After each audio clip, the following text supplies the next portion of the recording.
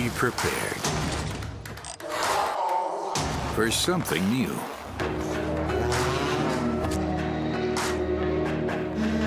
Everyone is different. So are you.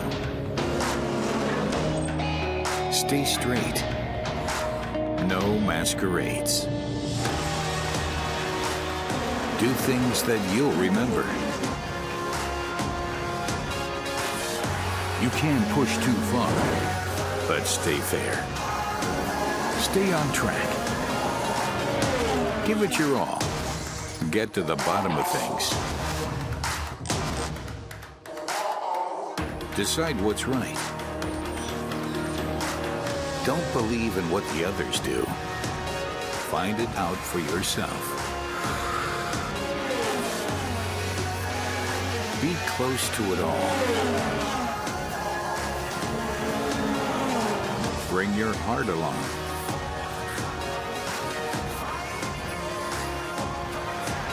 Follow your goals. Reach for the stars. Turn the weekend into the loudest party of your life. Are you prepared? Hello everyone and welcome here from the Nürburgring. It is race 14 about to take place and we're getting excited. We saw yesterday that when it comes to the weather, the Eifel really does have its own rules, but today is a new day and we are thrilled. And with me is Matthias Ekström.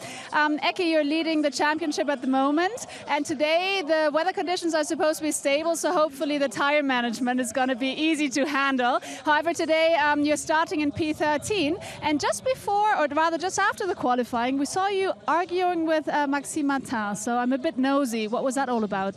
No, I think it was not an argument. I think we were both having the same problem. It was just the traffic jam in qualifying. So on the warm-up laps, it just were a bit messy. But in the end, we could both do our laps. So it was just more a discussion with two disappointed guys. Because I saw he's not far away. So we will see each other again. All right, but I guess from P13, it means you've got to just really push really hard in the race today.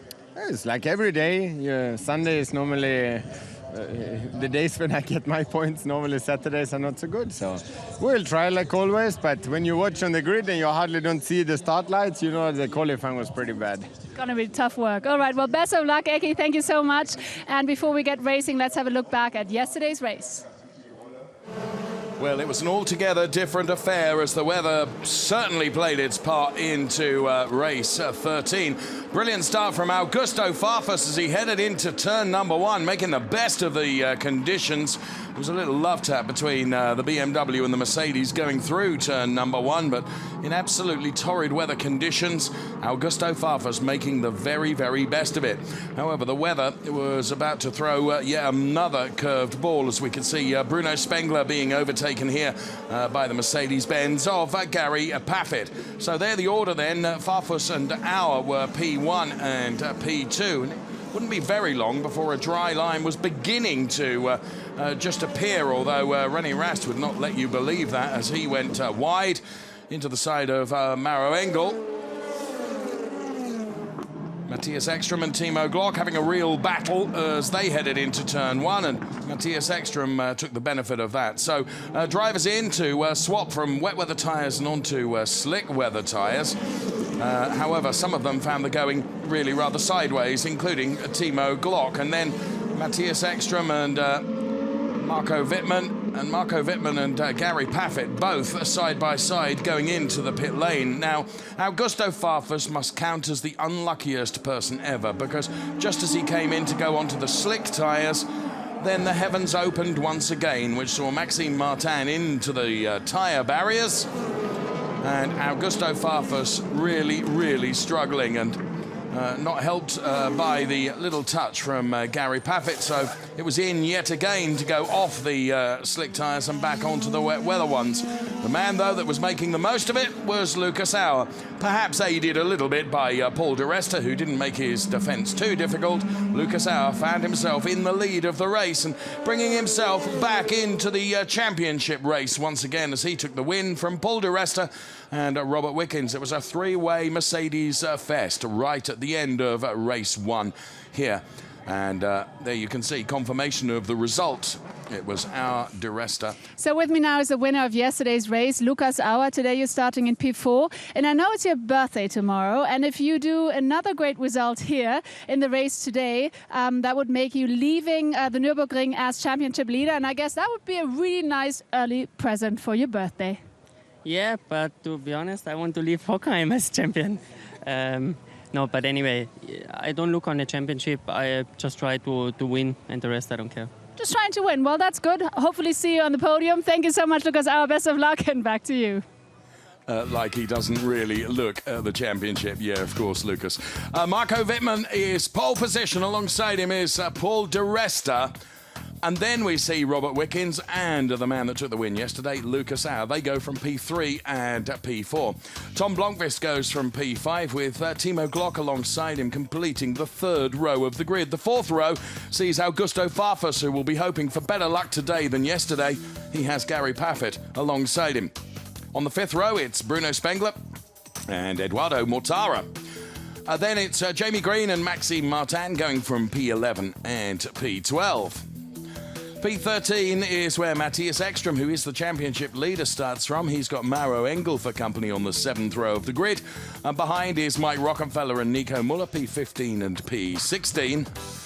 And then it's Loic Duval and René Rast. So down on the grid, Verena has Marco Wittmann.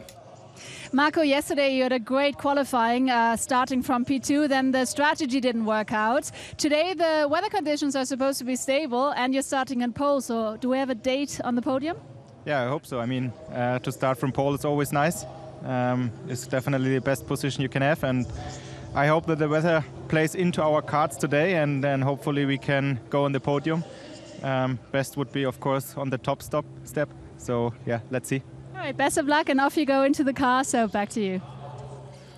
Thanks very much, Verena. As we look at Matthias Ekström, then the difference in the points chart at the moment is 128 points to Matthias Ekström, 127 to Lukas Auer.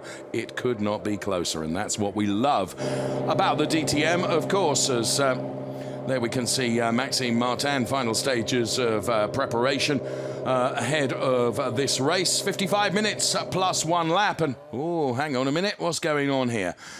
It's been dry, it's been a bit windy, there has been a lot of cloud cover, and as we understood it, weather conditions stable going into the race. We hope so. Anyway, going from P11 is Jamie Green, the British driver, the Hoffman Group Audi RS5 DTM that is pedalled by one Mr. Jamie Green, going from, as I say, P11 on the grid. So he's got some work to do from there.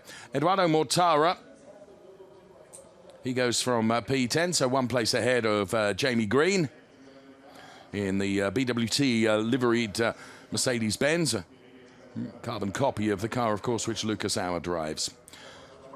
Well, that clearly is not Bruno Spengler, that is Gary Paffett, but that is the car of Bruno Spengler, who is going from P9 on the grid. Incidentally, Gary Paffett is one place ahead of him, going from P8. So final stages of preparation then for the former champion, Bruno Spengler. And there is the British driver, Gary Paffett. A 121.331, giving him P8 on the grid. Alongside me is racing driver Alex Toril. The weather conditions, as I have mentioned, are somewhat different today. And this man, Augusto Farfus, boy, didn't he have some bad luck yesterday? Yeah, it was not his best luck race. He went for the tire, so the tire changed a bit too early. I would say around a lap too early, and then everything changed for him. We'll see if he has better luck today and push. He was showing good performance during the weekend, so I'm sure he will push for podium. Well, of course, he banked P8 in the end, but it could nearly have been a win for him. Timo Glock goes from P6 on the grid in the Deutsche Post liveried BMW, and that is one Mr. Tom Blomqvist, who's going from P5 on the grid. So Tom Blomqvist then in his BMW M4 DTM car. And there, a great shot of the Nürburgring, where we use the sprint circuit for the DTM.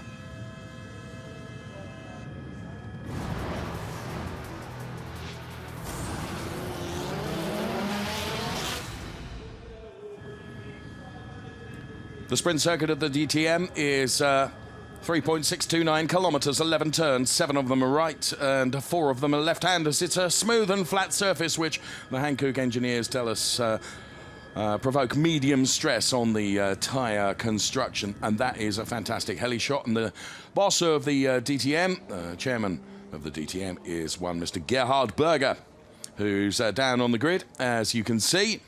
So Gerhard Berger then, whose nephew, Lucas Hauer, is going from P4 on the grid. It'd be a bit of a fairy tale for the family, wouldn't it, really, if Lucas Hauer was able to lift the championship when it comes to Hockenheim. But we have not only this race, but Red Bull Ring to do yet before we get to Hockenheim. P4 then for Lucas Hauer, taking the win yesterday. And I chatted to him at dinner last night, and he was pretty pleased with that. Dieter Gas is the head of Audi's motorsport concerns and is with now Verena. Dieter Gas, no Audi in the top 10. The weather conditions are supposed to be stable, so I guess it's going to be a tough nut to crack today, and it's going to be tough for you to keep the lead. Oh yes, absolutely. We have so many drivers close up in the championship, and we really cannot expect to gain so many points on our own. So yes, chances are that we will lose the lead today. Yeah?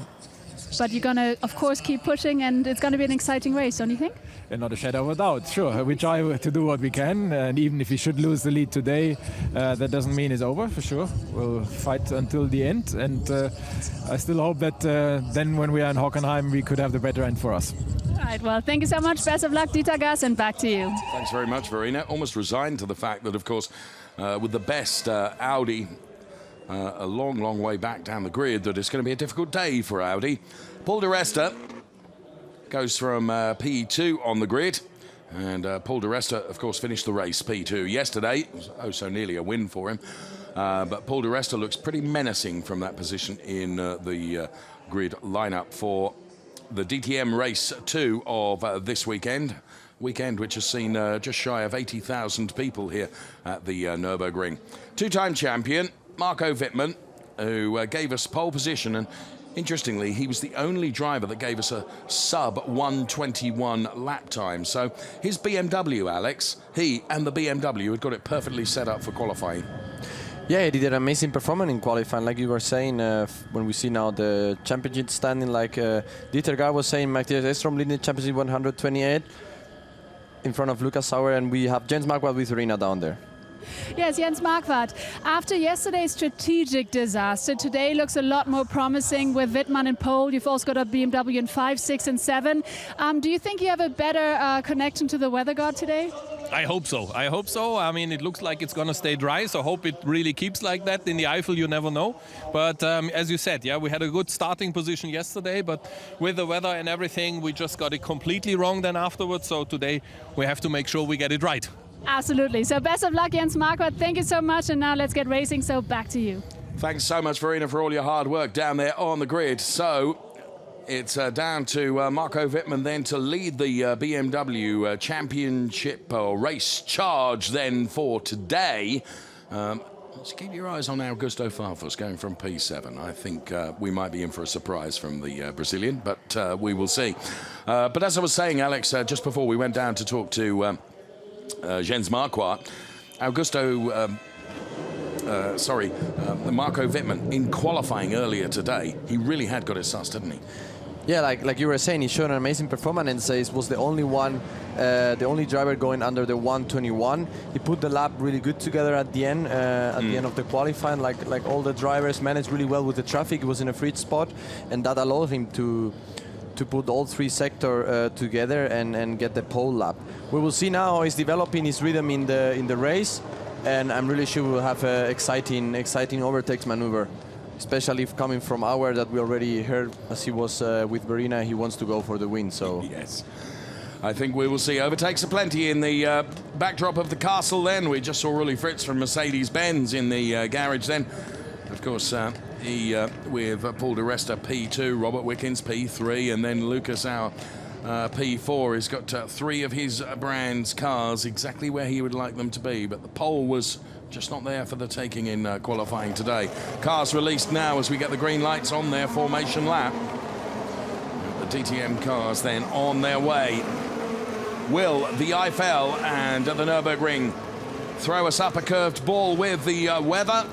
I have to say it's very, very cloudy overhead. Lots and lots of people here to enjoy the DTM race as they make their way on their formation lap through turns 1. They're at turn 2 now.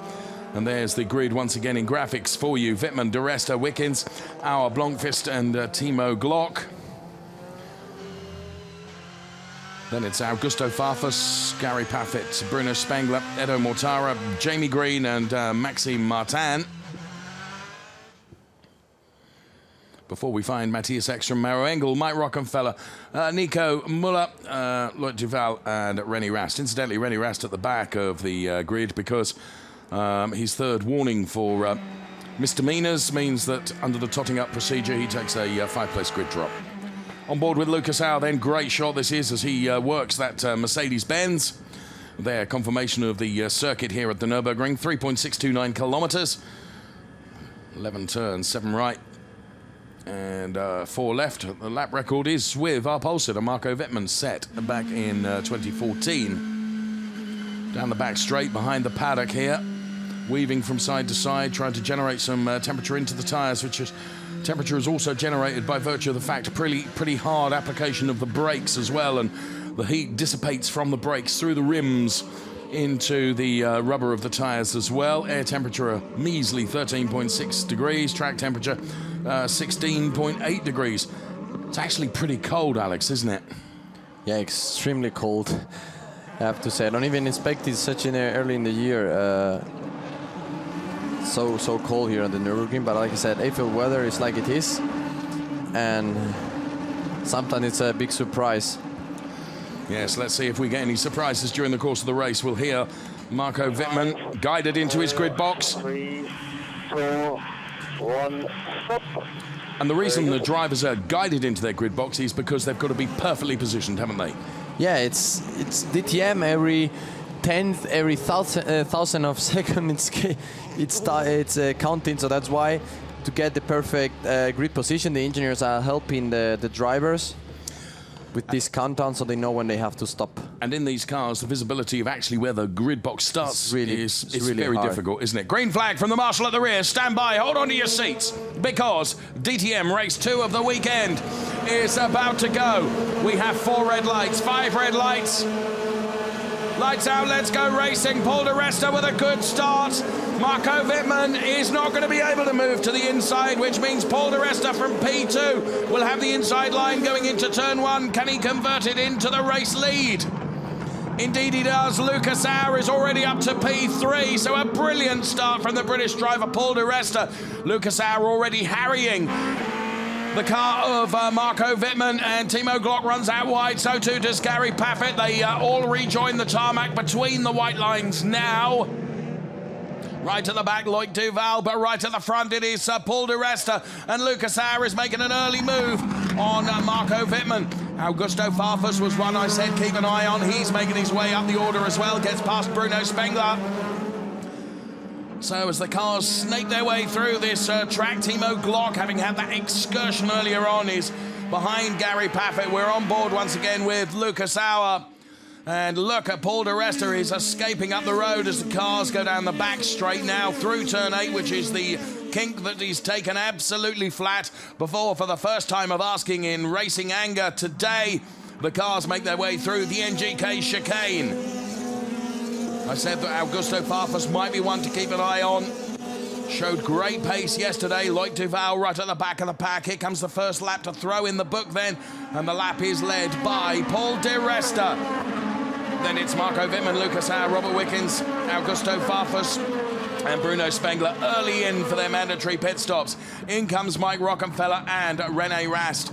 The start of the race, Alex, Paul de Resta did everything exactly right, didn't he? Yeah, he did a brilliant start, got really well launched the car out of the box, and he managed to get a position in front of Marco Wittmann, who is now feeling a little bit the pressure from Lucas Auer. And as we said, also clean start, no damage in the cars, no crashes. So, and now as we saw, René Rast having some issues on the pit stop. Oh, that guys really will keep is spinning. What an unfortunate start of the race for him. Oh, that really is. And bear in mind that René Rast was P2 in the points going into yesterday's race. He got relegated to P3 due to Lucas Auer's success, and now he was already starting from the back of the grid, and that very, very slow pit stop won't help him at all. On the splitter cam then, as the Timo Glock car chases down Eduardo Mortara ahead. There is Paul de Resta, there is Marco Wittmann. So Lucas Auer has not yet been able to find his way past. Here comes Timo Glock getting past Eduardo Mortara, and he does that really rather well. That was not a typical place where you would expect an overtake. Also diving in comes Maxime Martin and Eduardo Mortara now. So there, another two drivers that are going to take their mandatory pit stops early on. Now, pit stops can be taken at any point during the race now in DTM. And of course, the tyres that are going on to these cars, crucially, Alex, will not have been pre-warmed. No, this is new in the regulations since the beginning of the season. Slick tires are not pre-warm, so every white driver is going on cold tires. So this is also making a big difference to see, depending on the driver, which is making better warm-up of the tire or not. And when we see now Lucas Auer keeping the pressure and attacking Marco Wittmann. Let's go on board with Lucas Auer now then, as he does keep that pressure on Marco Wittmann. The little shortcut section they use that makes up this sprint circuit here at the Nürburgring, as Eduardo Mortara returns. So too does Maxime Martin, who had problems with his stop, which played into the hands of Eduardo Mortara. And there is Mike Rockenfeller, who was one of the very first, of course, to stop. Timo Glock, Maro Engel, Jamie Green, Matthias Ekstrom, of course, who goes into this race leading the points on 128. Drive-through penalty for the Maxime Martin car for an alleged jump start. Well, not an alleged, a ruled jump start. So Maxime Martin, who's already had a very, very slow stop, is now going to have to come into the pit lane again to take that drive-through penalty. And that was the problem at the rear. So Maxime Martin with a drive-through penalty. Lucas Auer driving into the inside, not there yet. Trying, yeah. It was trying. He's trying to show his nose to Marco Wittmann in every corner. So definitely has a better pace than the BMW driver. But he's not close enough to make a movement. So Lucas Auer then at the moment not been able to find a way past, as Mike Rockenfeller does get past Eduardo Mortara. Edo, of course, on colder tyres than Mike Rockenfeller, as Maxime Martin comes in to the pit lane once again for his drive-through penalty. Yeah, we have now DRS enabled, so this might help Lucas Auer to get past Marco Wittmann. This is Maxime Martin then with his drive-through penalty, taking that, and that means his race is absolutely ruined and is over. And here we can see in replay, yes, jump start there. And that means that he gets that drive-through penalty fair and square. Right, Paul de Resta, race leader. P2, Marco Wittmann. But all over the back of the Marco Wittmann BMW is the Mercedes-Benz of Lucas Auer.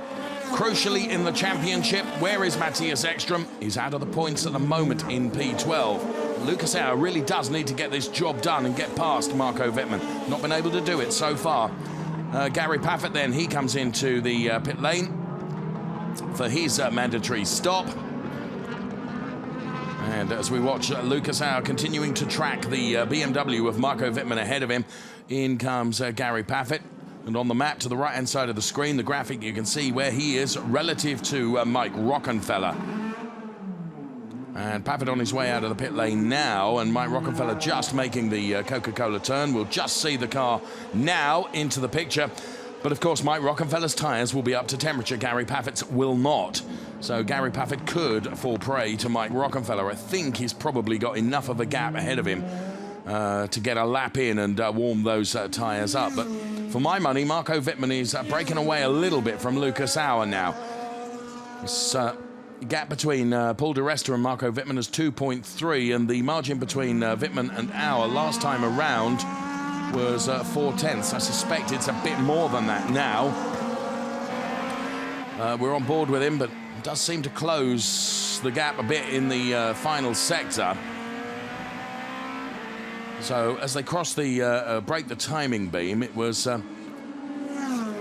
see DRS open. 4/10. It's increased a little bit.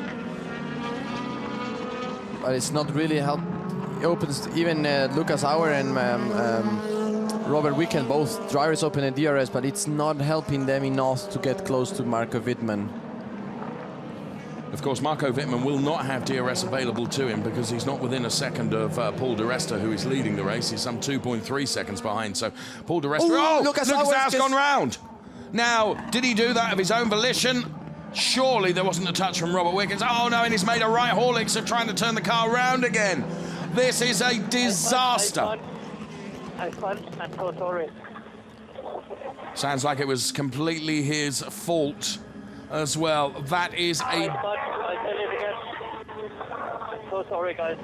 Well, again, he clips the curb and lost the rear immediately. You can hear him apologizing on the team radio, completely his fault. But that means... Let's see again the replay. He gets right here. Yeah. He goes here around, clips a bit the curb. And on that's the power. enough. And that's enough to spin the car around.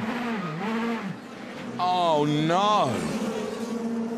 Well, just when we thought that the DTM could not get any more dramatic,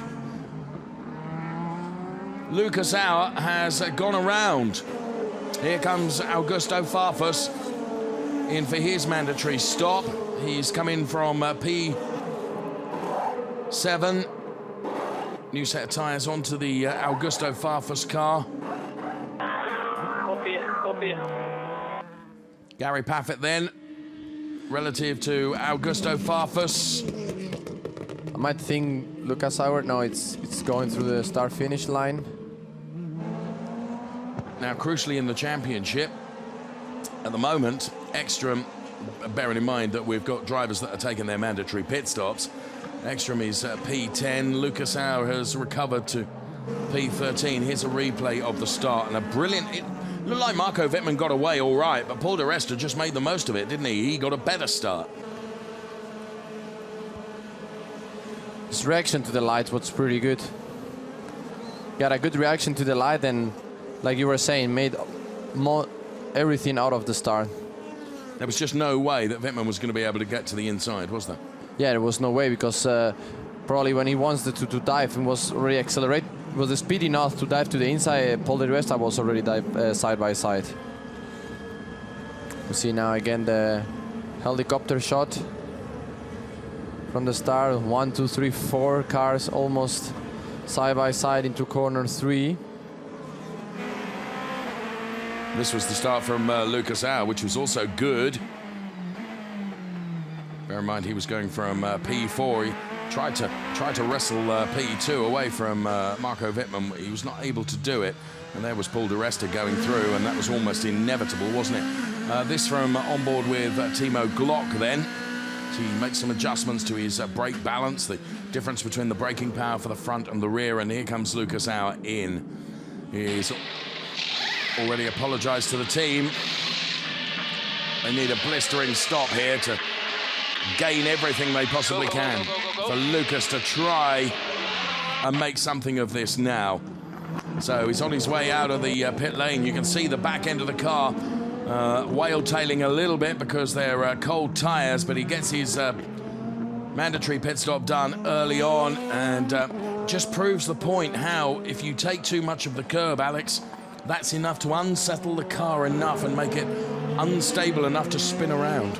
Yeah, and this corner it's not a fast corner, but it's a medium corner, so you're accelerating out of corner number 3 into corner number 4, and as we saw, it was, I think, a mix of situation. He went a little bit over the curve, and at the same point he went on power and lost the car on power, on traction. So the actual initial contact with the curb unsettles it, but then the use of the loud pedal also contributing to that, as Jamie Green then battling hard with Mauro Engel. And Matthias Ekstrom right behind, who's also going to try and take advantage, and he's able to do so because Jamie Green runs Mauro Engel out wide, and that enables Matthias Ekstrom to come through as well. And, you know, to be fair, that gifted him that opportunity. So on board with Matthias Ekstrom. And Mauro Engel will try and fight back, but losing out on 2 places in one then. Here we can see it from Matthias Ekstrom's point of view. So now Jamie Green brakes, goes out wide, pushes Mauro Engel wide, and that allows Matthias Ekstrom to go through into that really rather perfectly Audi RS5 DTM-sized gap that was created.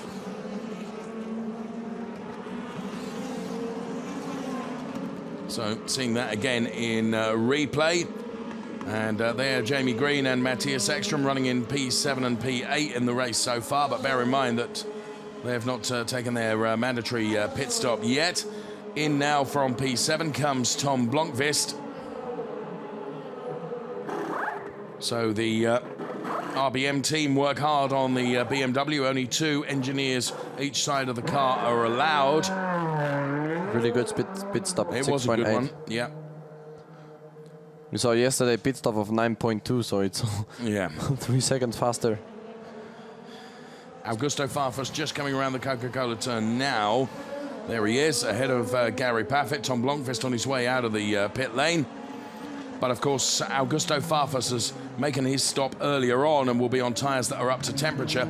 Tom Blomqvist will not be on tyres that are up to temperature, and therefore, for the first few corners, you've really got to tiptoe, haven't you? Yeah, you need to drive really carefully. Especially I try to, maybe during the first part, avoid the curbs, just you cannot cut the tire. And push as much as you can without making any mistake, without locking or spinning. So it's really hard for a driver to go on a cold tires straight out of the box. So there is Augusto Farfus is now coming up behind Tom Blomqvist, both BMW brand mates, of course. See Blomqvist running a little bit wide. Oh yes, he's trying to hold on to the car, isn't he? And Augusto Farfus now down the back straight should have no problem in being able to find his way past the car of Tom Blomqvist. Here comes Augusto Farfus. 2 BMWs together then, and Farfus with the inside line going towards the NGK chicane. Heavy braking now, and Augusto Farfus does go through. And next in the target sights of Gary Paffett, of course, is Tom Blomqvist, who will hope that he'll be able to do the same. Perhaps he'll line up a move going into turn number 1 as they come off the back of the Coca-Cola turn now. Gary Paffett down the start-finish straight. DRS opens. Will try a dive to the inside of Tom Blomqvist, but Tom Blomqvist blocks that gap off. So Paffett's got to go all the way around the outside and then try and cut back. But Tom very cleverly there makes the car wide enough to prevent that happening. Yeah, exactly. We saw Tom Blomqvist letting the car roll a little bit towards the outside. When we see now Gary Paffett, he does get the job done. He does get the job, exactly. Going in the inside of corner number 3, a little bit of side. Incidentally, side touch. Black and white flag has been issued to Jamie Green for forcing another driver off the track. That, of course, you will recall was Mauro Engel. But just look how close Marco Wittmann is to Paul Di Resta now. So all of a sudden, Paul Di Resta, who is leading the race, has got real pressure from the car of Marco Wittmann, the BMW of Marco Wittmann. Of course, Lucas Auer with that involuntary spin is out of the equation now, and it's Robert Wickens that's occupying that P3 place, but he's some way down on Marco Wittmann, some 2.2 seconds. But now the margin between Paul Di Resta and Marco Wittmann is but 4/10. Marco Wittmann will have DRS available to him. In comes Timo Glock. It's a brilliant shot from above the garages of the Timo Glock stop conducted by the RMG team for BMW, and he's back on his way again. So there is Paul Di Resta, and here comes Marco Wittmann then with the DRS assist that he has available, but still not able quite to get close enough to Paul Di Resta to be able to make that overtake. And I don't think he's close enough going through the Coca-Cola turn to line something up for turn number 1. Let's see how it plays out now. Paul Di Resta in the Mercedes-Benz, P1. Marco Wittmann is at P2. The margin stays the same at 4/10. Paul Di Resta knows the Nürburgring circuit really well. He knows where to place his Mercedes-Benz to make it as wide as possible and prevent the BMW of two-time champion Marco Wittmann coming through. And he does manage to do that. Tom Blomqvist, another driver that's being shown the black and white flag for forcing another driver to leave the track in turn 1. Here's Lucas Auer trying to fight back from that spin, and Timo Glock and Mike Rockenfeller having a real ding-dong battle. So Rocky ahead of Timo Glock at the moment there, P13 and 14, but factor in the fact that the drivers occupying positions 1 through 9 have not yet taken their mandatory pit stop. 37.5 minutes of the race remaining, plus 1 lap. So Timo Glock down the start-finish straight now and turns into turn number 1 as Marco Wittmann lines up Paul di Resta again and looked like he was going to get his nose into the inside line but wasn't able to do it, but perhaps a little bit closer off the chicane now as Robert Wickens turns in to take his mandatory pit stop. The Mercedes seems to have it around the uphill stretch of the final turn and then the start-finish straight, but here comes Marco Wittmann. DRS wing flap opens and dives to the inside, and Paul di Resta's going to try and turn in, and he does manage to defend that position once again. It's brilliant defensive driving from Paul di Resta, who at the moment is really able to deny Marco Wittmann, and the BMW really does seem to have the pace, but oh, that was a slow stop for Robert Wickens. Didn't quite get the full gist of that radio message from Paul di Resta. So Wickens out ahead of Augusto Farfus. And still this battle for the race lead continues as cloud cover in some places gets a bit darker, but the sun is still shining in others. It's typical Eifel weather here at the Nürburgring in this part of Germany. And once again, Marco Wittmann opens the DRS.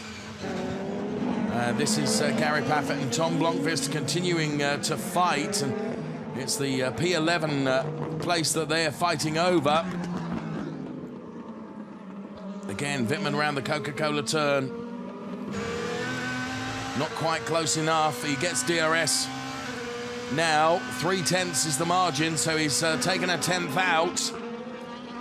And now Marco Wittmann on the inside, and Paul di Resta, king of the late breakers, is probably not going to be able to prevent this, and he isn't. But, of course, if Paul di Resta can stay with Marco Wittmann now, Paul di Resta will get the benefit of DRS. Yeah, for sure. This is now the point for Paul di Resta. Trying to understand what he's saying on the radio, it's really hard. Like you are saying, if now Marco Wittmann needs to push for the rest of the lap so he can open a gap bigger than a second. Yeah, he needs to break that DRS window back to Paul di Resta, really. There's Augusto Farfus.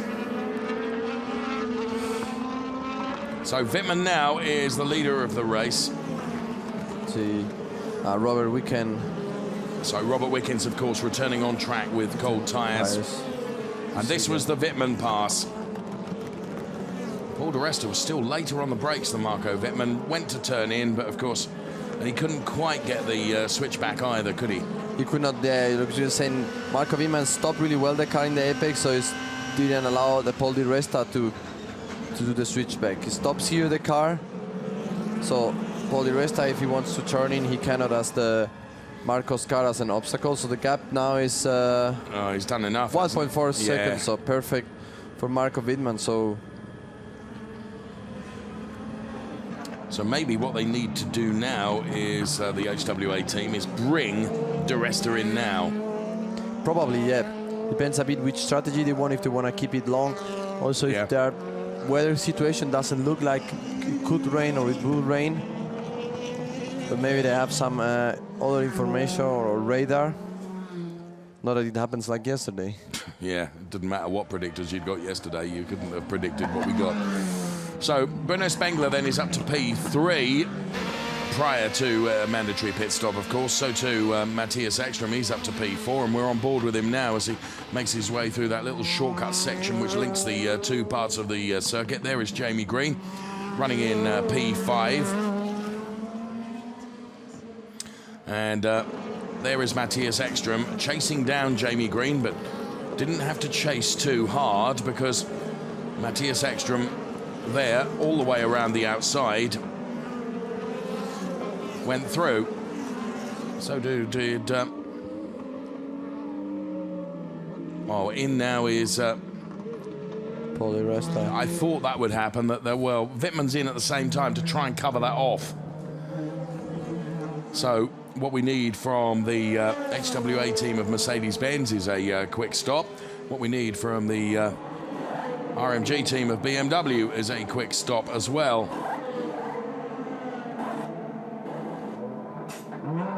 .9 seconds for Marco Wittmann. Paul di Resta is only now looking to his garage box.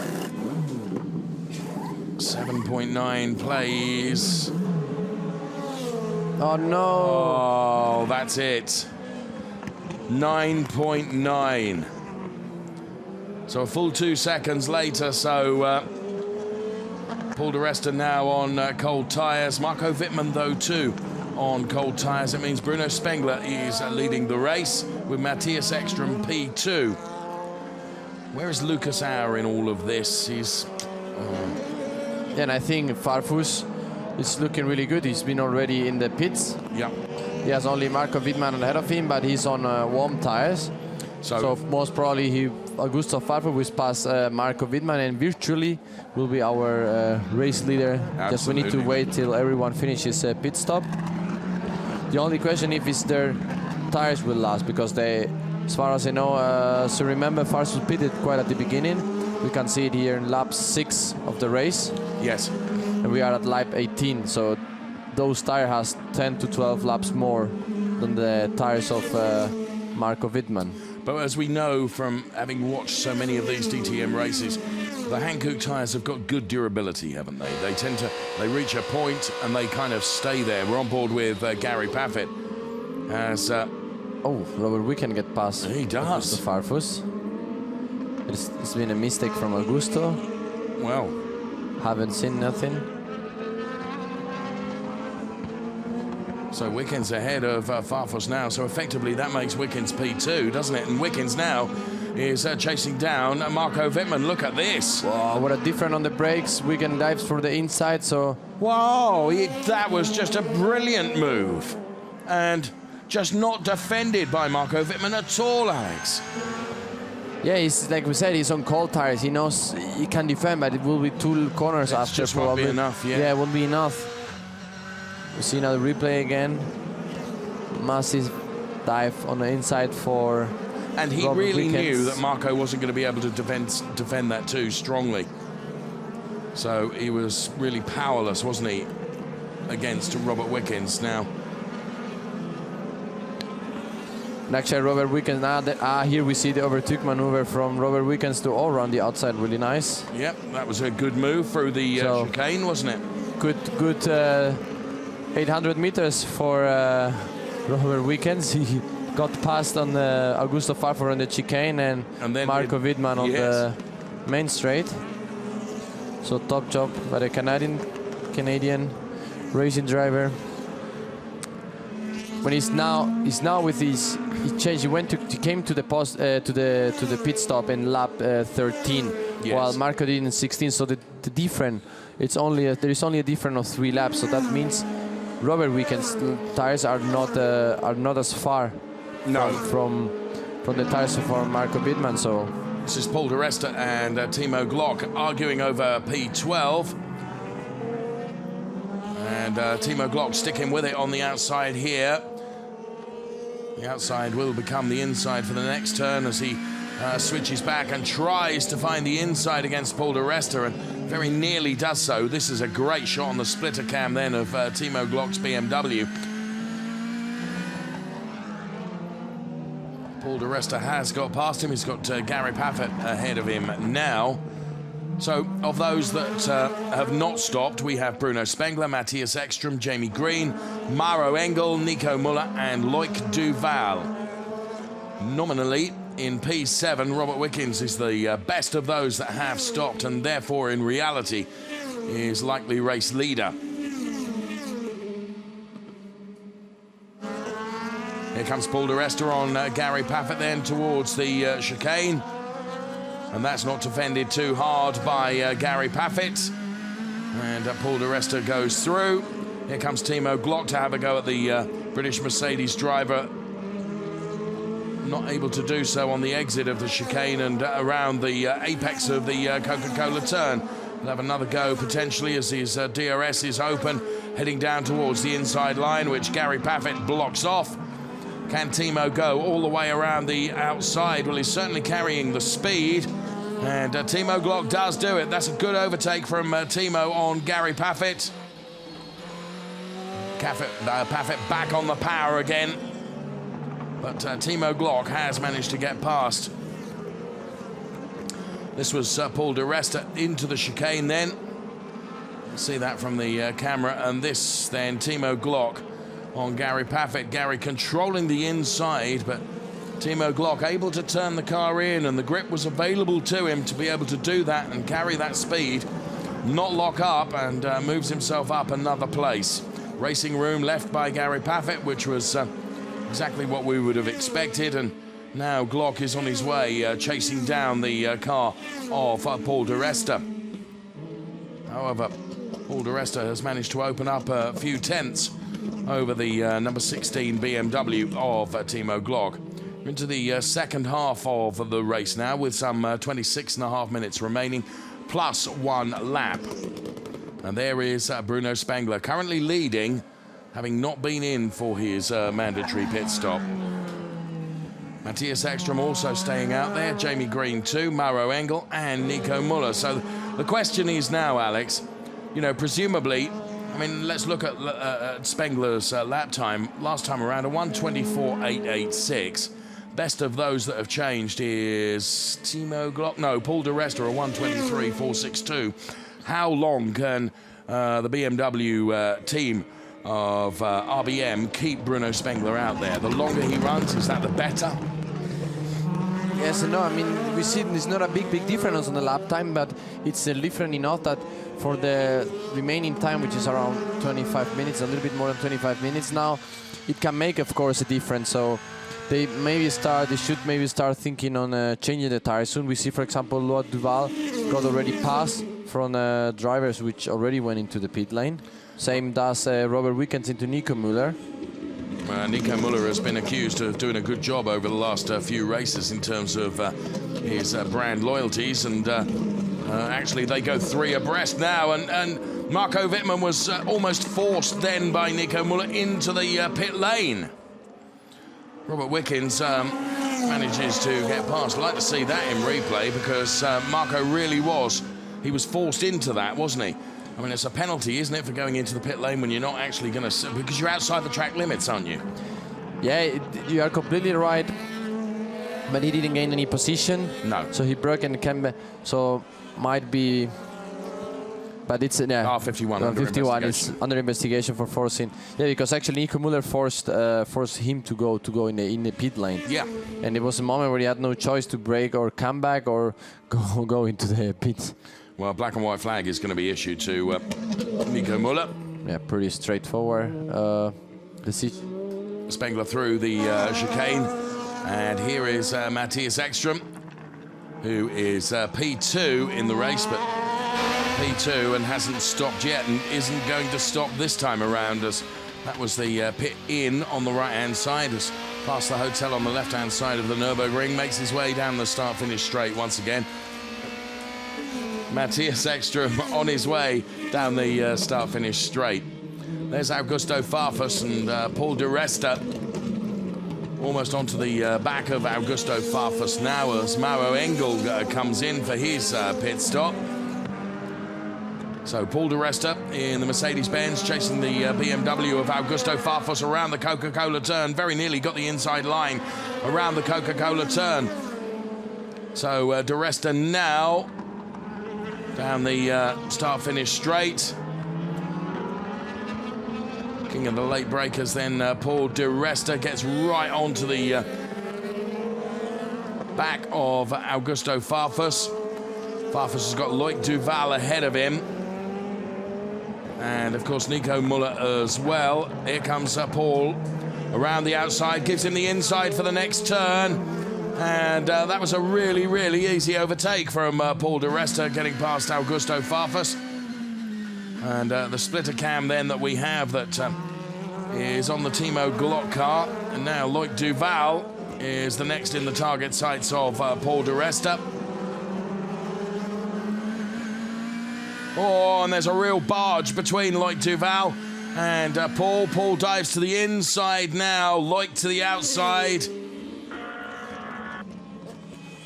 Suspect Paul had something to say about that on the team radio. Heavy braking now.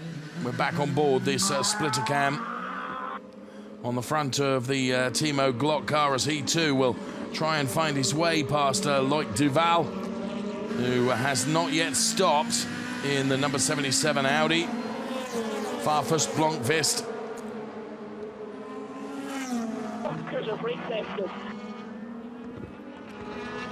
Something with the brake. So next in the target sights of Paul de Resta will be the Audi of Nico Müller. It's an incident under investigation between 77 and car number 3. That was when they touched together. Yeah. There's Augusto Farfus trying to nibble away at the back of the Loic Duval car and trying to open up a gap. And Loic Duval and Farfus there side by side. Farfus gives it a footful of beans now and does manage to get past the Loic Duval Audi. Here comes Tom Blomqvist is the next one. Those yet to stop: Spengler, Ekstrom, Green, and Nico Müller, the man that we see now. Paul de Resta is right behind. So Paul de Resta, as they head towards the chicane, he brakes, so too does Nico Müller. Side by side, Loic Duval and Tom Blomqvist, and Blomqvist gets that overtake done. No further action on the incident between car 77 and car number 3. And here is Robert Wickens then, still ahead of Marco Wittmann, and is the fastest of those that have stopped.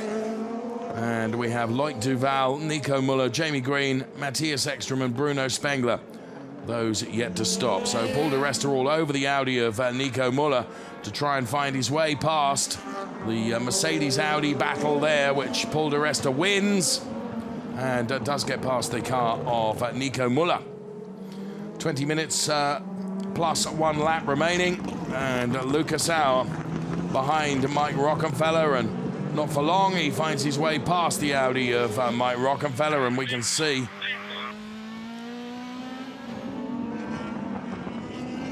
Bruno Spengler. We heard the call. Pit And this lap. in comes Bruno Spengler now. We'll throw the map to the right-hand side of the screen.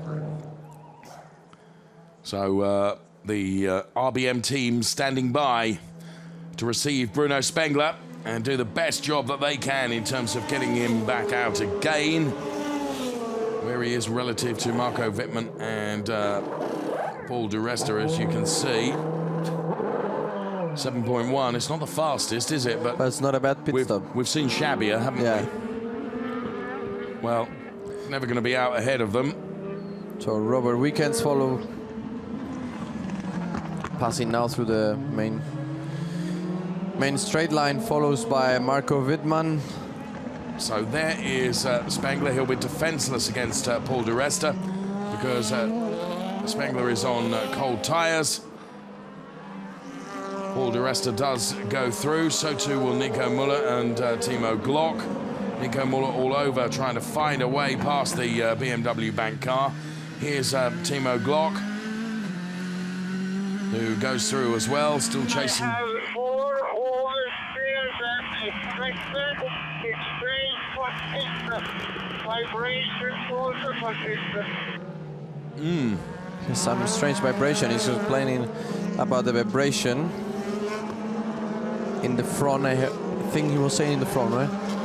Okay, so Matthias Ekstrom then, who's leading the race at the moment but hasn't stopped, nor has Jamie Green, nor has Nico Müller, nor has Loic Duval. So the order then, following the pit stops, once they've all been taken, at the moment it's Wickens that's leading. You correct tested me in the corner. Correct tested me. Here's Wittmann on Robert Wickens. Wittmann on the inside. Robert Wickens. They barge. They touch. Robert Wickens was taken out just to the runoff area. Here comes another little tap from Marco Wittmann. So this is effectively the fight for the front. And Marco Wittmann trying to find his way past. Oh, that's a big piece of something that's come off the Robert Wickens car. Maybe from the side. From the side pod. Impact between them, wasn't there? That incident is under investigation. Already picked up, and here we can see. So Wittmann to the inside. Does Robert give him racing room? I would say so. See it from Marco Wittmann's angle. I don't think it's so bad. No. Here's small there, the loft up. That. And then various bits coming off the Robert Wickens car. He's still ahead of... Wants to pit now, does Matthias Ekstrom. Timo Glock has shortcutted the chicane. Oh, this big damage from Nico Müller. Timo Glock crashed into Nico Müller. When we see Nico Müller rear is damaged, and Timo Glock front left is also damaged. So smoke from the tire. Yeah, Nico's going to have to pit that's for sure. Yeah, that. Completely drove into my back. Well, Nico's saying that he completely drove into my back, and there is a part of what was once either Timo Glock or Nico Müller's car. See now the replay. Oh, he did as well, didn't he? Now, was that just a missed braking, Alex? Yeah, it looks a bit like a mist of the braking.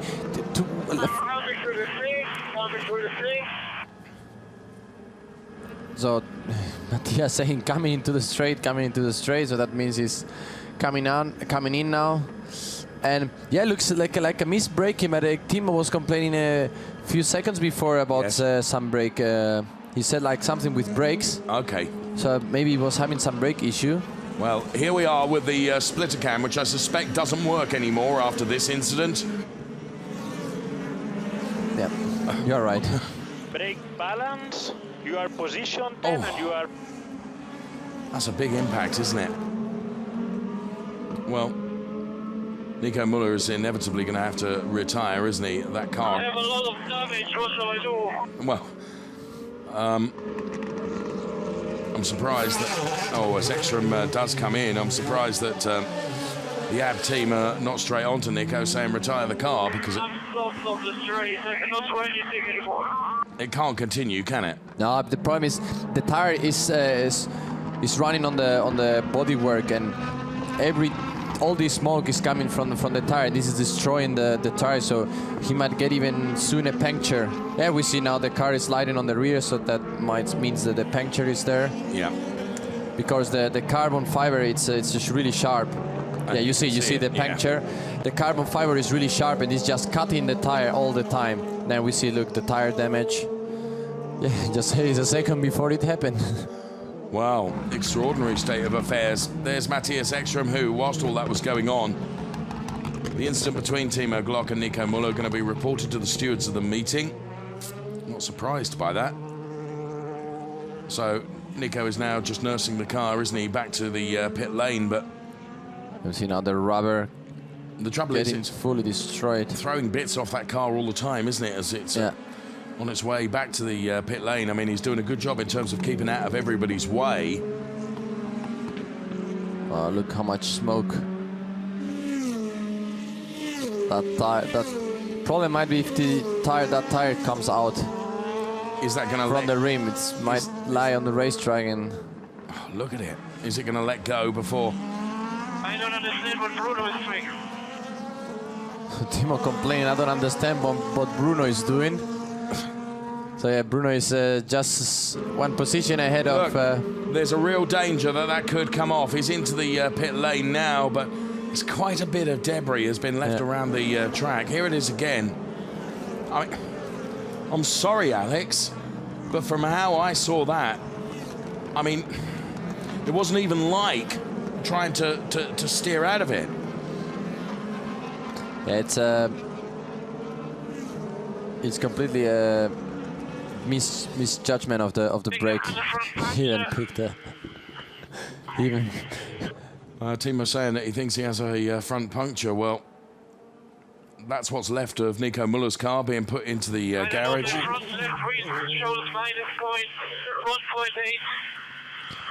So BMW getting ready to do a tire change when Jamie Green is also coming into the box to do his mandatory pit stop. And he's the final one to do so. So the lead is with Robert Wickens, then it's Marco Wittmann, then it will be Paul Di Resta. Oh, and it's a slow one for Jamie Green, 8.7. We have seen better than that. Where is he relative to the others out there on track? Well, there is Timo Glock, Augusto Farfus, and Maro Engel having a real fight together. And if Maro Engel makes that turn after carrying so much speed, that will be remarkable. And he did. Great driving from Maro Engel. Gary Paffett then past Jamie Green, who's back out now, having taken that mandatory pit stop, but of course is on very, very cold tyres. Needs to get them warmed up for the final 11.5 minutes plus 1 lap of this race. There's Maro Engel, and we're on board with Matthias Ekström, who has Jamie Green ahead of him, but will not have any problem getting past the Audi of Jamie Green, that's for sure. And sure enough, Matthias Ekström goes through. So Robert Wickens, Marco Wittmann, about, well, last time around, they were 1.1 between them. It's now exactly a second.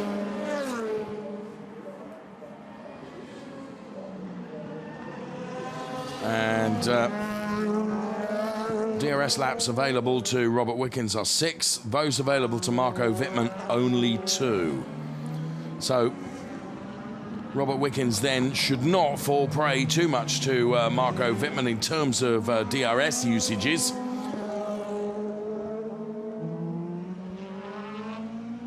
So Wickens, Wittmann, Di Resta, Spengler, Glock, Engel, Farfus, Blomqvist, Paffett, Ekström. The top 10. Lucas Auer is P12. 10 minutes of the race remaining, plus 1 lap. And we're on board with Marco Wittmann now, and all of a sudden the Robert Wickens Mercedes-Benz seems to be getting a little bit further away from the two-time champion in the BMW number 11. Through the chicane goes Robert Wickens. Marco Wittmann now, and this is our championship prediction. If everything stays the way it is at the moment, it'll be Ekström on 129, Auer on 127, Rast on 124, Wittmann on 118. An awful lot still to play for. The cars will be heading off, of course, to the Red Bull Ring, and then from the Red Bull Ring, it is the finale at Hockenheim. On board with Timo Glock now, who's chasing down Maro Engel. It's the fight for P5, which Maro Engel holds currently. And Timo Glock's somewhat battle-worn BMW, as you can see, is running in P6. Ahead of Augusto Farfus, and Tom Blomqvist is the first of the drivers to run out of DRS usage laps. So Matthias Ekström on Gary Paffett here. 2 of the oldest campaigners in the DTM. Together, and Ekström to the inside of Gary Paffett. Gary ran a bit wide, and the gap was wide enough for an Audi to go into. There's a little bit of contact between them on the exit of the turn, but Ekström does go through. And we're on board with Gary Paffett. But it's Jamie Green was having a better exit, taking advantage. There he is.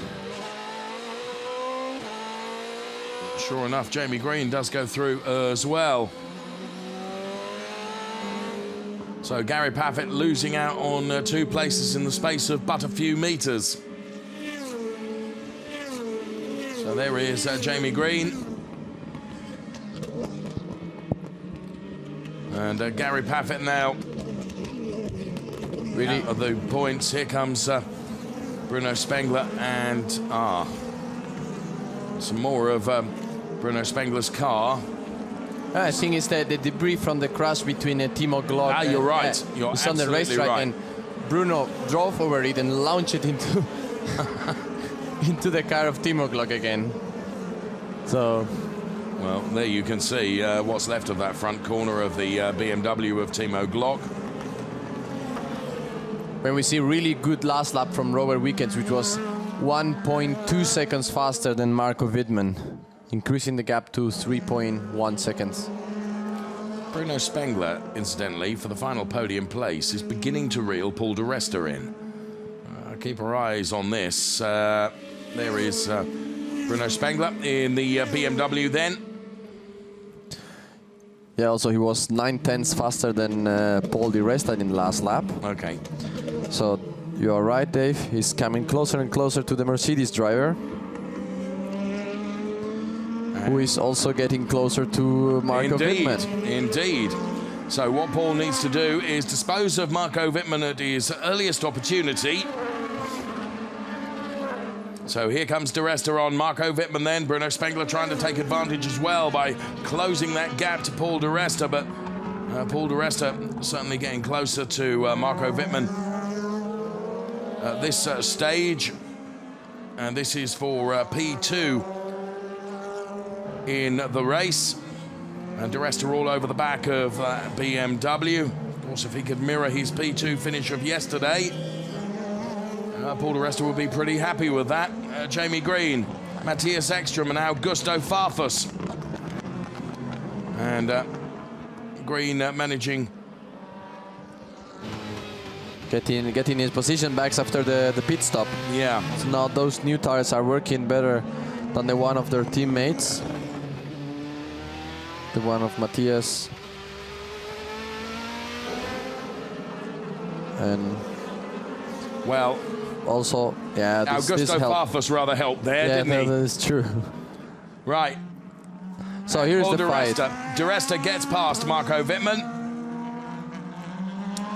before they even got to the NGK chicane.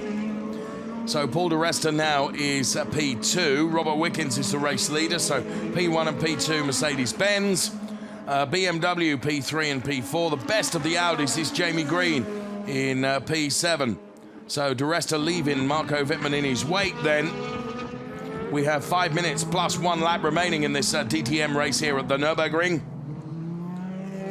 Yeah, looks like Marco Wittmann is losing some performance, maybe struggling a little bit now with the tires to keep them in the grip.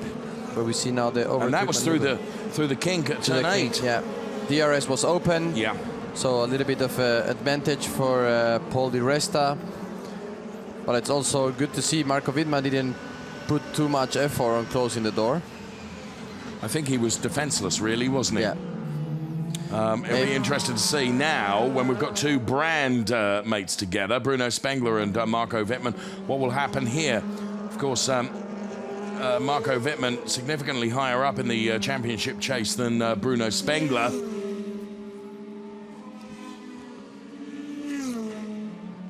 Mike Rockenfeller being shown the blue flag, because through comes the race leader, Robert Wickens. So Mike Rockenfeller becomes back marker now and has been lapped. Championship prediction as it is, if everything stays the way it is now. Ekstrom will lead on 134, over Hour on 127, Rast on 124, Green on 115. Also back in the game again, really.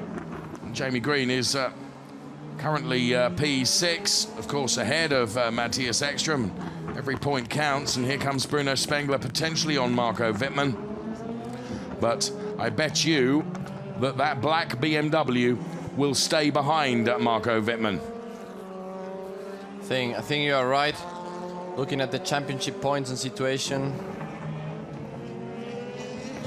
With just 3.5 minutes plus 1 lap of the race remaining, I think that's a given, isn't it?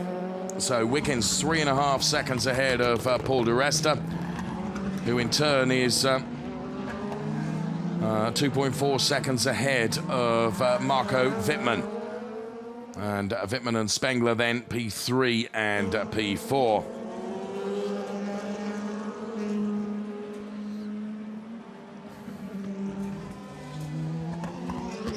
There is Matthias Ekström in P7. There is Jamie Green. P5, Lucas Auer. Down there, P14. So for Lucas Auer, who qualified P4 in the race, so took no points out of the qualifying, is also going to be pointless in the race as well. So hence our championship prediction showing it the way it is. So Lucas Auer not able to bank any points the way it is currently, and with only 2 minutes and 1 lap remaining. Yeah, I was looking at changing too much. Was looking at it this difference. Sorry, Dave. That Jamie Green is also getting quite close to Maro Engel. Same situation before. His new tires are a little bit better than with a little bit less laps than the one of Maro. So their lifers. Their life, yeah, exactly. They have a little bit better life. So the gap is now down to 3 seconds. But we've only got 1.5 minutes to go, so we'll see. Plus a lap. We'll see. We'll see. There is Maro Engel. And you're absolutely right. I mean, Jamie Green, last time around, it was a 1:23.208 compared to Maro Engel, a 1:24.725. Incidentally, the top drivers, Wickens, De Resta, both in the 25s. Wittmann, Spengler, both in the 26s. So Maro Engel in the 24s, Jamie Green in the 23s, so too Matthias Ekström. However, Spengler is up the road enough, presumably with the time that we have left for Maro Engel, not to be able to get on terms with him. Timo Glock, Augusto Farfus and Gary Paffett fighting over P8, 9 and 10. So Gary Paffett at the moment in the final points paying place, but tries to go to the inside of Augusto Farfus. Big lock up.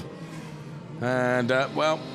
Try to do the switchback now. No, not enough traction out of the corner. That allows Tom Blomqvist to go side by side. And, of course, Gary being blocked by the BMW of Augusto Farfus. He now has...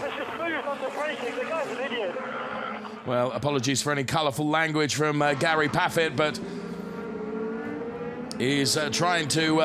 he's surrounded by BMWs. Look, he gets a clunk from Maxime Martin behind. There was a trio of BMWs there. Gets hit by Maxime Martin. He's got Augusto Farfus ahead of him and Tom Blomqvist right behind. And Maxime Martin now is ahead of Tom Blomqvist and dives to the inside of Gary Paffett. Gary tries to turn in and does manage to deny Maxime Martin, but there was a definite touch between the two of them.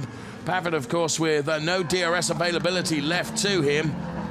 And Maxime Martin, the Belgian driver, all over the back of the Gary Paffett Mercedes-Benz.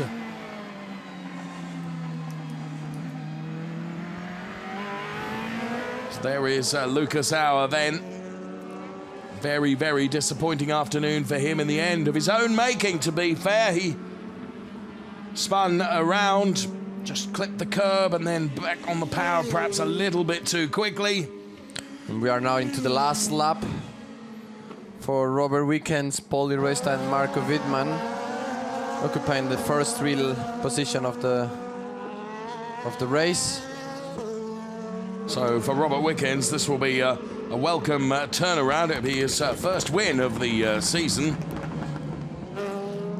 However, where Paul Di Resta is, I don't know if it will be a welcome turn.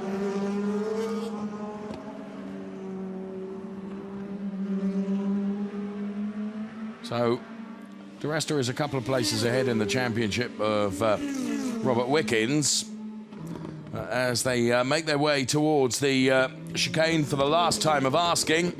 Canadian racer Robert Wickens. So let's see, as Wickens around the Coca-Cola turn. Well, Robert Wickens then is going to take the checkered flag and his first win of the season. Paul Di Resta P2. Marco Wittmann takes P3 from Bruno Spengler P4. Here comes Maro Engel. save fuel, pick up. Takes pick up P5. And Matthias Ekström banks P6, so now... Oh, Gary Paffett having problems in the last moment, the last corner. That's the chicane, isn't it? Well... Did he maybe went into trouble with Farfus or... Well, what that's done Maxime Martin. We've got Ekström Green, P6 and P7, then it's Glock, Farfus, here we go. It's Maxime Martin. Oh. Well, I have to say, there we can see it from a different angle.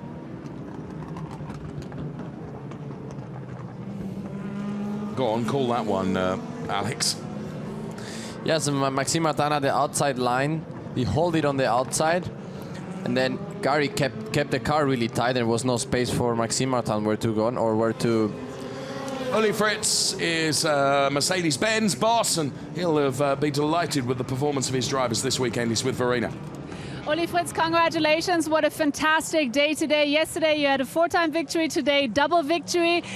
You've got to be happy, however, I guess, with the mistake of Lukas Sauer. That's very disappointing. So it's kind of probably a mixture of both. Yeah, of course. On the one hand, it's of course a little bit sad with Lukas, but I mean, mistakes happen sometimes, and that's what happened today. But I'm really happy for Rob and for Paul. They did a great job, an amazing race, and just controlled it to the end. So yeah, happy for those two guys, and of course for the whole team.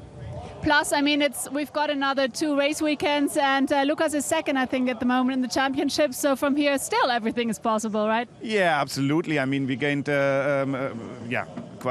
a few points for the championship, for the manufacturer championship, and Luki is still in second position, and I think it's 7 or 8 points gap to Ekström. So still everything is possible, and yeah, we just need to get our things together and concentrate for the next races, and then go from there. All right. Thank you so much, Uli Fritz. Back to you. Well done, Verena, getting hold of... Now, just before we went down to Verena, I was going to say that Ekström has crossed the line ahead of Jamie Green, and there we saw that overtake right at the very end. Robert Wickens then taking the win ahead of Paul di Resta, and the Canadian on the bonnet of the car is pretty happy with that. Some of that race, Alex, was really rather physical. Robert Wickens, P1, Paul di Resta, P2. Then it was Wittmann, Spengler, Engel, Ekström, Green, Glock, Farfus, and Blomqvist rounding out the top 10. And then we would find Maxime Martin, René Rast, Lukas Sauer, Gary Paffett, Loic Duval, Edo Mortara, Mike Rockenfeller, and the only driver that didn't make it to the end of the race was Nico Müller. Again, a very physical reason, in my opinion, why he was out of the race. So, you know, when we get to this sharp end of the championship, I suppose, you know, it's almost inevitable that it's going to get a bit even more physical out there. Yeah, for sure. Every driver is looking for the last seconds, for the last tenths, and every position counts. We see this already in some team strategies, looking for the points, looking that the drivers can bang as much points as possible. And of course, the drivers want to fight, want to overtake, want to gain positions, and this means at some points it will get more physical, like you said, there will be more contact. But it's playing in the delightful of the fans in our show, and it's perfect. Absolutely, from our point of view, it's extraordinary to watch, isn't it? So, we have another 2 race weekends as we say. Drivers' Championship then, 136 points to Matthias Ekström. Lukas Sauer on 127, and in fairness for Lukas, despite that mistake, I suppose the point situation mitigated a little bit by virtue of the fact that Matthias Ekström only took P6, Alex. Yeah, then watching what's happened, it's not so bad for Lukas. So at the end of the day, it's okay for him. Like Uli Fritz says, I know how hard it is also when you're sitting in the cockpit of the car. Every driver does mistakes, and these things happens. Good that he didn't crash. He kept going, and yeah, like you were saying, also good lucky him that Matthias didn't had the best of the weekends, and he could not get so many points. So I think still everything open for this championship, all the possibilities. So I'm really looking forward for Red Bull Ring and Hockenheim. Well, of course, we want it to go all the way to Hockenheim, the final race at Hockenheim, if at all possible. And at the moment, it is so close that it stands every chance of doing so. Really hope so. And that's really exuberant celebrations, isn't it? Now, come on, Robert. Nicole there trying to urge him to, no, please come this way. Racing drivers, you lot can be a nightmare sometimes, can't you, in terms of doing what you're supposed to? Only sometimes. Here comes super slow-mos then of the top three. It's P3 for the double champion, Marco Wittmann.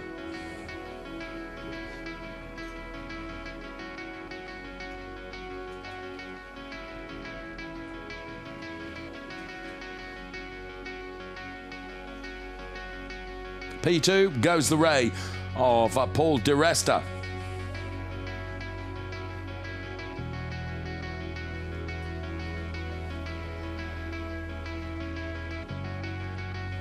And taking the win, his first of the season. Robert Wickens, the Canadian racer, wins at the Nürburgring.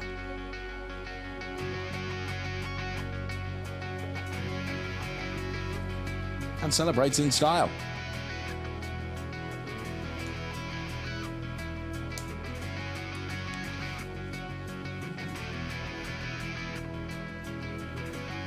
Now, bearing in mind, Robert Wickens, he had a torrid time of it at the opening. That was a great way of celebrating. He had torrid time of it at the opener at Hockenheim, only taking a 15 and a non-finish. But at Lausitz, it all came very good with a P2 and a P3, and we thought just maybe it's on, but the rest of the season has been really disappointing for Robert until today.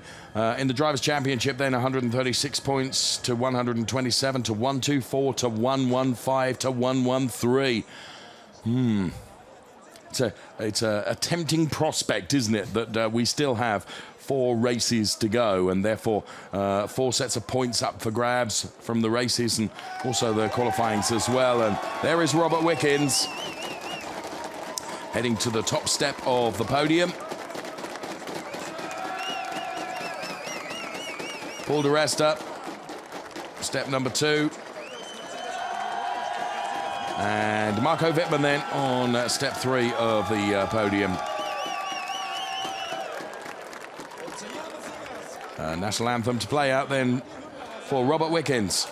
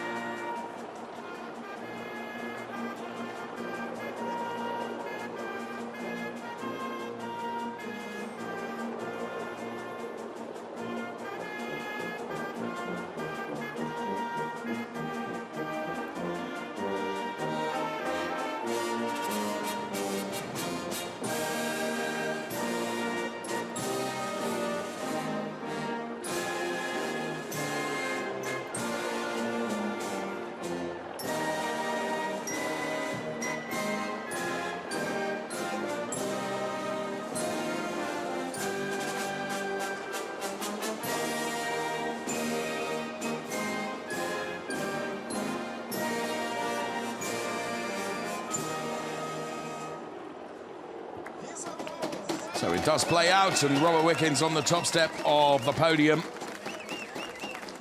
About to be presented with his trophy by Mr. Harold Gross, former DTM driver, of course, and that's a big one. Oh, don't drop that, and he didn't.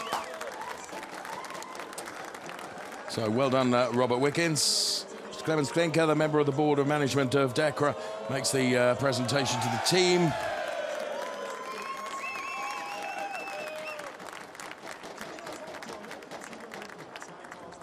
Mrs. Karina Vogt, then the Olympic champion 2014 in ski jumping, makes the trophy presentation to Paul di Resta.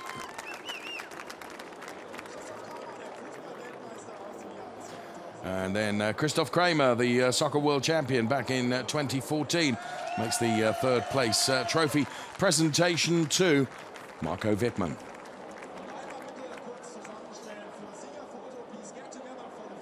So the guys will get together for the photos, and then it will be champagne. Do come along, Paul.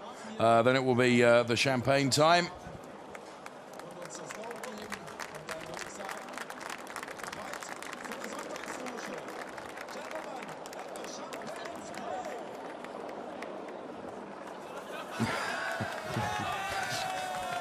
Robert says to heck with it, I'm having a slug first.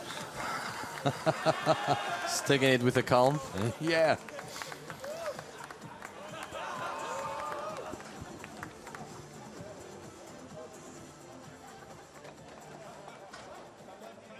So the Podium girls, all appropriately following the exuberant champagne showers at Zandvoort, they've all decided to make sure they've got wet weather gear on when it comes to the podiums now to avoid a repeat of that situation. So there we have it. The podium ceremony done and dusted. Here comes the bottle drop then. So Paul di Resta is with Verena now, and congratulations to him. Congratulations to you. It's the second place this weekend at the Nürburgring. But quite frankly, yesterday you gave the victory to your team colleague. Wouldn't you have today kind of expected that perhaps Wickens would have let you have the victory? Listen, it's been a good day. Not going to take anything away. At the same time, we had a very bad pit stop. Came out in a lot of traffic. Maybe not the most optimum way in race time, but the main focus at the end was to take points off of Wittmann in the championship, and it's been a successful weekend. Got honest to say, we've been on the true pace we've had to be, and you know, sometimes you get rewarded and sometimes you don't. Same time, we should be very happy to win both races as a manufacturer. It's been a strong weekend. All right, well, thank you very much, Paul. I'm going to try to grab the other guys, so back to you for the moment. Thank you, Verena. Isn't Paul di Resta a good diplomat? It's British. What difference does that make? Well, yeah, there was certainly communication between all of us on the last lap as to whether Robert Wickens was going to yield to Paul di Resta, because of course Paul did a good job yesterday in terms of not making it too difficult for Lucas Auer, and one did feel that perhaps he would be rewarded with maybe taking the win today, but in the event it didn't happen. It was Robert Wickens that took the win, as we see Mauro Engel making his way down the pit lane in discussions, and there too is Lucas Auer, who rules what maybe might have been, but he's still in the championship chase, and really he put himself back in that game yesterday, and okay, of course he would have been in a better position today if he'd have been able to bank a position better than P13, and certainly looked like he was going to do that, but the spin was enough to really ruin his day. Marco Wittmann, he took P3. He was on the podium. Now he's with Verena. Marco, well, we did say we might have a date up here on the podium, and we do, so congratulations to the third place. After the pit stop, your car was getting slower, so what was the problem there? No, it was not really getting slower. I think Robert just undercutted us with the heated tires, or he was earlier on track already with the tires to get them on temperature, so he got me. I came back to him, had a chance and tried it in turn one. We had a touch, and I think my car took some damage from it. And afterwards I unfortunately struggled with some graining on the front tires and couldn't go the pace, so at the end a bit disappointing. Because especially the first part of the race was quite good to come back on Paul, overtake him and take the lead. But yeah, that's racing. At the end, P3, at least a podium, but for sure, if you want to start from Paul, you want to win as well. Fair enough, but also on the good thing is that you're back in the championship game, because now you're fourth and you're only 21 points behind Eki, so that's promising as well for Spielberg. Yeah, definitely. I mean, that was our aim and task to get back somehow. And it was quite a good weekend. Unfortunately, yesterday the weather didn't help us so much, but at the end we scored some good points and we had two great qualifyings, so that is positive. And now comes Spielberg, which is anyway a good track for me. So yeah, it's not over. Of course it's not. All right, so congratulations to the third place, and back to you. Fair point he makes, isn't it? He's always had good times of it at the Red Bull Ring. As we look at some of the highlights of some of the action in that DTM Race 2 of this weekend. Race weekend that's been enjoyed by just shy of 80,000 people here at the Nürburgring. And some of the other moments, and that came right at the end of the race as Gary Paffett gets turned around. And the happy winner is Robert Wickens. He's with Verena now. Robert, you did a fantastic job, and it's also your maiden win this season, so you've got to be absolutely happy. Where's your smile? No, it was. I was trying to be serious a little bit. No, to be honest, I'm so happy. I mean, honestly, going into today's race, I didn't think a win was on the cards. I was just hoping to be on the podium. And after the stop, I mean, everything came alive, and I was able to get by Marco, Farfus, and try to get a small gap. And I can't thank the guys enough. You know, we've had such a tough summer, really, to be honest with you. And yeah, I'm so happy for the guys.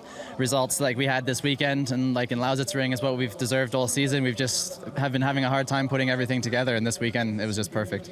So today it's all about the smile and not being serious. Congratulations, Robert. And that's it from us from the Nürburgring here. So see you in Spielberg in 2 weeks. Until then, here are the highlights. Enjoy.